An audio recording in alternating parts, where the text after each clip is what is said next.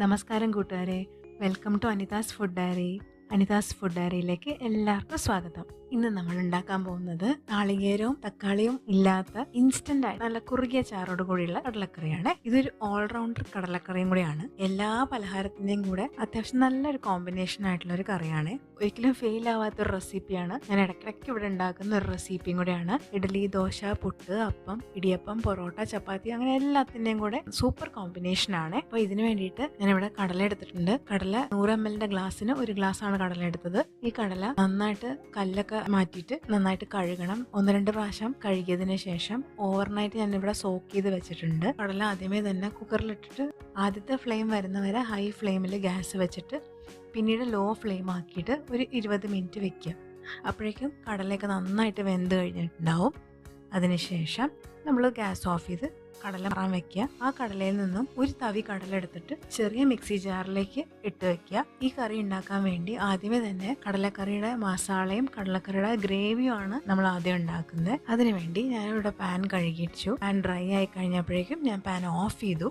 Of ചെയ്തിട്ട് പാനിലേക്ക് മുളക് പൊടി 2 ടീസ്പൂൺ, മഞ്ഞൾപ്പൊടി 1/2 ടീസ്പൂൺ, പെരിഞ്ജീരകപ്പൊടി 1/2 ടീസ്പൂൺ, മല്ലിപ്പൊടി 1 table spoon, chicken masala 1/2 table spoon ഇത്രയും ആ പാനിലേക്ക് ഇട്ടിട്ടുണ്ട്. എന്നിട്ട് ഗ്യാസ് ഓൺ ചെയ്ത് ലോ ഫ്ലെയിമിൽ വെച്ചിട്ട് ഈ പൊടികളുടെയൊക്കെ പച്ചമണം മാറുന്ന വരെ നന്നായിട്ട് റോസ്റ്റ് ചെയ്തെടുക്കുക. ഏകദേശം കറക്റ്റ് കടലക്കറിയുടെ മണം ഇപ്പൊ തന്നെ നമുക്ക് കിട്ടും. അപ്പൊ മസാല റെഡി ആയി കഴിഞ്ഞാൽ ഒരുപാട് കരിഞ്ഞു പോവാതെ നോക്കണം. അപ്പൊ ഒരുപാട് നേരം ഒന്നും ഇട്ട് മൂപ്പിക്കണ്ട. പച്ചമണം ഒന്ന് മാറി കടലക്കറിയുടെ കറക്റ്റ് മണം വരുന്ന സമയത്ത് ഗ്യാസ് ഓഫ് ചെയ്യുക. എന്നിട്ട് നമ്മൾ ഒരു കൂടുതല് പുഴുങ്ങിയ കടല മിക്സിയുടെ ചെറിയ ജാറിൽ മാറ്റി വെച്ചിട്ടുണ്ടായിരുന്നില്ലേ, അതിലേക്ക് ഈ വറുത്ത മസാല ചേർക്കണം. പിന്നെ നമ്മുടെ പാനിൽ അവിടെ ഇവിടെയൊക്കെ ആയിട്ട് കുറച്ച് മസാലപ്പൊടി ഉണ്ടാവും. അതൊന്ന് എടുക്കാൻ വേണ്ടി കുറച്ച് വെള്ളം, ഏകദേശം ഒരു 4-5 ടേബിൾ സ്പൂൺ വെള്ളം ഒഴിച്ചിട്ട് ആ പാനിലെ മസാലയും കൂടെ ഒന്ന് ഈ മിക്സിയുടെ ജാറിലേക്ക് ഒഴിക്കുക. എന്നിട്ട് മിക്സി നന്നായിട്ട് തിരിച്ച് ഇതൊരു ഫൈൻ പേസ്റ്റ് ആക്കുക. പിന്നീട് ആദ്യമേ തിരിച്ച് പറ്റുന്ന അത്രയും പേസ്റ്റ് ആക്കിയതിന് ശേഷം കുറച്ച് വെള്ളം കൂടെ ഒഴിച്ച് സ്മൂത്ത് ആയിട്ടുള്ള ഒരു പേസ്റ്റ് ആക്കി മാറ്റണം.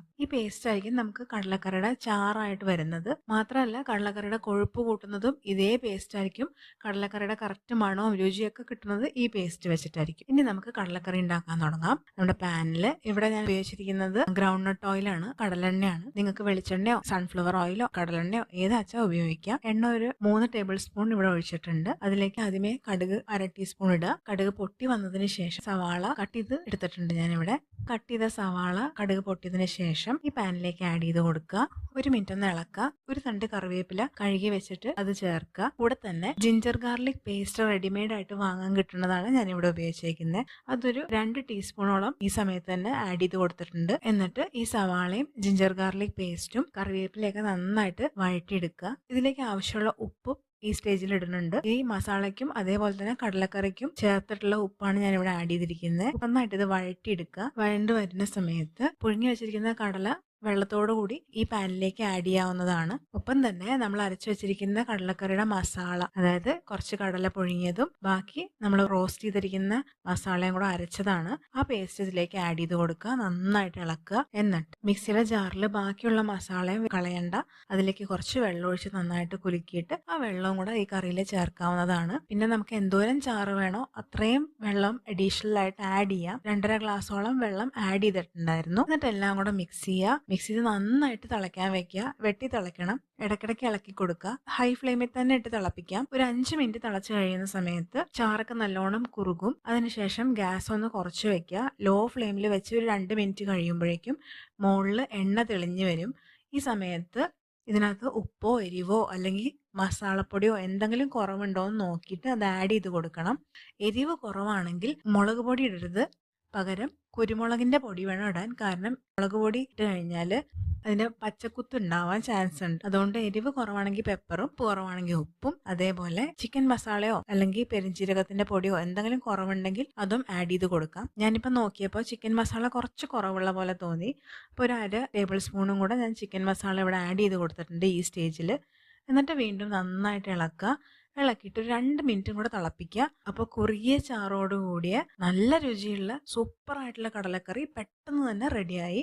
ഈ കടലക്കറിയിൽ നാളികേരോ അല്ലെങ്കിൽ തക്കാളിയോ മറ്റു വലിയ വലിയ പ്രോസസ്സുകളോ ചേരുവകളോ ഒന്നുമില്ല. സിമ്പിളാണ്, എന്നാൽ നല്ല കുറുകിയ ചാറോട് കൂടിയിട്ടുള്ള കറിയാണ്. ഈ കറി എത്ര വേണമെങ്കിലും കട്ടിയാക്കാം, എത്ര വേണമെങ്കിലും ലൂസും ആക്കാം. അങ്ങനത്തെ ഒരു കറിയാണ് ഈ കടലക്കറി. ഒട്ടുമിക്ക പലഹാരങ്ങളുടെ കൂടെ നല്ലൊരു കോമ്പിനേഷൻ ആണ്. ഇവിടെ എങ്ങനെയാണെന്നുണ്ടെങ്കിൽ കുക്ക് വൺസ് ഈറ്റ് ട്വൈസ് എന്നുള്ള പോളിസിയാണ്.